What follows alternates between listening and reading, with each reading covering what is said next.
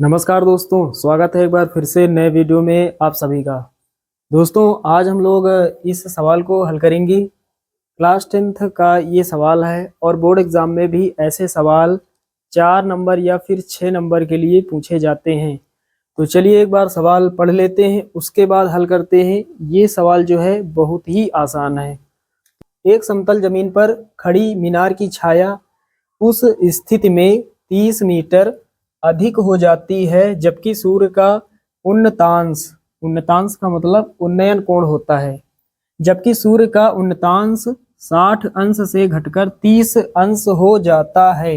मीनार की ऊंचाई ज्ञात कीजिए। तो चलिए दोस्तों क्या करते हैं, सबसे पहले चित्र बना लेते हैं। चित्र अच्छे से बन जाएगा तो सवाल सॉल्व हो जाएगा। आपके समझ में अच्छे से तभी आएगा जब आप चित्र को अच्छे से समझ जाओगे। तो कैसे बनेगा, सवाल पढ़ेंगे और यहाँ चित्र आप देखोगे कि आसानी से कंप्लीट हो जाएगा। तो यहाँ पर लिखा है एक समतल जमीन पर खड़ी मीनार की छाया। एक समतल जमीन की बात हो रही है। समतल जमीन यहाँ बना लेते हैं, मान लेते हैं ये समतल जमीन है। समतल जमीन पर खड़ी मीनार की छाया, मान लेते हैं यहाँ पर कोई मीनार खड़ी है।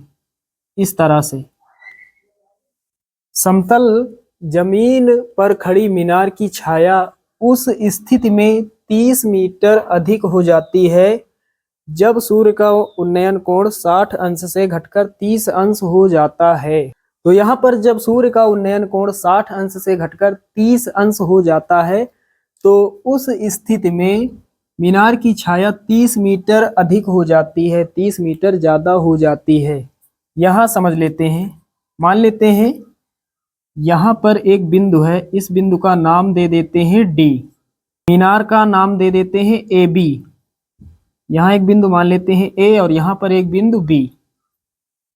तो यहाँ पर उन्नयन कोण 60 अंश से घटकर 30 अंश हो जाता है। पहले कोण 60 अंश था, यहाँ बना लेते हैं। पहले कोण कितना था, 60 अंश। तो जब सूर्य का उन्नयन कोण 60 अंश है तो ये जो मीनार है इसकी छाया है ये वाली, ये है इस मीनार की छाया ये। और जब कोण बदल जाता है 60 अंश से घटकर 30 अंश हो जाता है, यहाँ ऐसे मिला देंगे इस तरह से। सूर्य का उन्नयन कोण जब घटकर 60 अंश से हो जाता है 30 अंश, ये कोण 30 अंश। यहाँ पर एक बिंदु मान लेते हैं सी। तो इस स्थिति में जो मीनार की छाया है वो 30 मीटर बढ़ जाती है। ये जो मीनार की छाया है ये वाली, यहाँ से लेकर यहाँ तक ये जो छाया है ये बढ़ जाती है 30 मीटर। तो ये दूरी यहाँ पर लिख लेते हैं 30 मीटर। दोस्तों हमें ये छाया नहीं पता है, यानी ये दूरी नहीं पता, मान लेते हैं x मीटर। और मीनार की ऊंचाई हमें पता करनी है, मीनार की ऊंचाई मान लेते हैं h मीटर, h मीटर। चलिए अब आसान हो गया क्योंकि आप सभी ने चित्र भी अच्छे से समझ लिया, कैसे बनता है चित्र आपने अच्छे से जान लिया। चलिए अब यहाँ पर हल करते हैं। तो सबसे पहले हमें थोड़ा चित्र के बारे में लिखना होता है। तो जो आपने चित्र में माना है उसी के बारे में लिखना होता है। यहाँ पर थोड़ा लिख देंगे, यहाँ पर लिखेंगे माना ए बी कोई मीनार है जिसकी ऊंचाई h मीटर है। माना ए बी कोई मीनार है जिसकी ऊंचाई h मीटर है। तो यहाँ तक आप सभी लोग अच्छे से समझ गए। अब दोस्तों यहाँ पर देख पा रहे हैं दो समकोण त्रिभुज बन रहे हैं। एक बन रहा है ADB और एक बन रहा है ACB। तो पहले हम छोटा वाला लेते हैं। तो यहाँ पर लिखेंगे समकोण त्रिभुज ADB में दोस्तों यहाँ पर ये जो AB ऊंचाई है ये है लंब और यहाँ पर BD जो दूरी है ये है आधार। तो लंब और आधार होता है त्रिकोणमिति अनुपात tan में। तो त्रिकोणमिति अनुपात tan लेंगे। तो यहाँ पर लिखेंगे tan और कोण है इस समकोण त्रिभुज के लिए कोण है 60 अंश। tan 60 अंश बराबर tan थीटा बराबर लंब बटे आधार h बटे x। tan 60 अंश बराबर h बटे x। हल करते हैं। tan 60 का मान √3 होता है बराबर में h बटे x। अब यहाँ पर x का गुणा √3 से करेंगे तो x का गुणा √3 से होगा तो x √3 हो जाएगा बराबर में कितना h।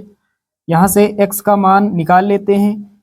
x के साथ √3 गुणा कर रहा है, इधर भाग करेगा तो x बराबर h बटे में √3 हो जाएगा। x बराबर h बटे √3, इसे हम मान लेंगे समीकरण 1। अब पूरा वाला समकोण त्रिभुज हम लेंगे तो यहाँ पर लिखेंगे समकोण त्रिभुज ACB में। अब समकोण त्रिभुज ACB में दोस्तों यहाँ पर फिर से त्रिकोणमिति अनुपात tan ही लेंगे। लंब और आधार पूरा ले रहे हैं तो लंब का मान यहाँ से लेकर यहाँ तक, तो लंब का मान कितना हो जाएगा 30 + x। तो tan थीटा यहाँ पर है 30 अंश, tan 30 अंश बराबर लंब यानी h और बटे में आधार, लंब बटे आधार, आधार में 30 + x।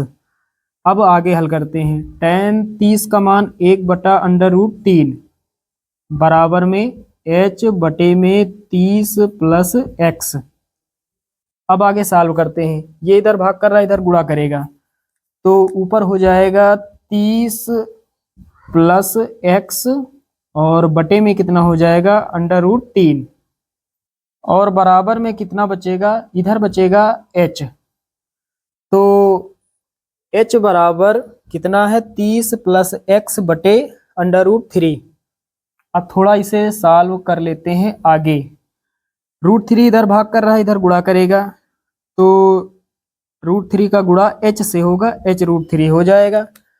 तो लिखेंगे यहाँ पर 30 + x बराबर किस तरफ 30 + x, ये इधर गुणा करेगा तो कितना हो जाएगा h √3, h × √3। अब दोस्तों यहाँ पर x का मान रख देते हैं। समीकरण 1 जो है वो x के बराबर है, जहाँ पर x है हम रख सकते हैं h बटे √3। तो यहाँ पर रख देंगे 30 लिखेंगे प्लस x का मान h बटे √3 बराबर में h √3। ये कहाँ से आया, साइड में लिख सकते हैं समीकरण 1 से। ये समीकरण 1 से हमें प्राप्त हुआ है। अब दोस्तों आगे हल करते हैं। प्लस का है h बटे √3, इधर आएगा माइनस का हो जाएगा तो इधर 30 बचेगा, बराबर लगाएंगे h √3 और ये माइनस का हो जाएगा h बटे √3। अब आगे हल करते हैं। 30 बराबर h यहाँ है, h यहाँ है, h कॉमन ले लेते हैं तो √3 बचेगा, माइनस ऊपर 1 बचेगा, नीचे √3। अब आगे हल करते हैं। 30 बराबर h लिखेंगे, तिर्यक गुणा कर लेते हैं, √3 का गुणा √3 से होगा 3 हो जाएगा, माइनस 1 और पूरे के बटे में √3। अब दोस्तों आगे हल करते हैं। √3 इधर भाग कर रहा है, इधर गुणा करेगा तो √3 का गुणा 30 से होगा, 30 × √3 हो जाएगा बराबर में कितना हो जाएगा, 3 में घटाएंगे 1, 2 बचेगा, 2 का गुणा h से होगा 2h, 2h हो जाएगा। अब आगे हल करते हैं। 2 1 के 2 और यहाँ पर 3 है, 2 1 के 2, 1 बचेगा 10, 2 पंचे 10, 2 से काटने का मतलब आधा, 30 का आधा कितना 15 होगा। तो यहाँ पर इधर कितना बचा 15 √3, 15 × √3 बराबर में h। अब यहाँ पर √3 का मान रख देते हैं, h बराबर 15 गुणा लगाएंगे, √3 का मान 1.732। ये जो मान है √3 का मान है, ये सवाल में दिया गया है। यहाँ लिख लेते हैं √3 बराबर 1.732।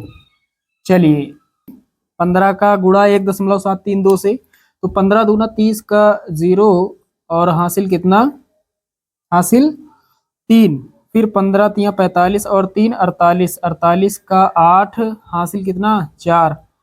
फिर 15 सत्ते 105, 105 और 4 109, 109 का 9 लिखेंगे, हासिल कितना हमारे पास 10। फिर 15 के 15 और 10 कितना हो जाएगा 25 हो जाएगा।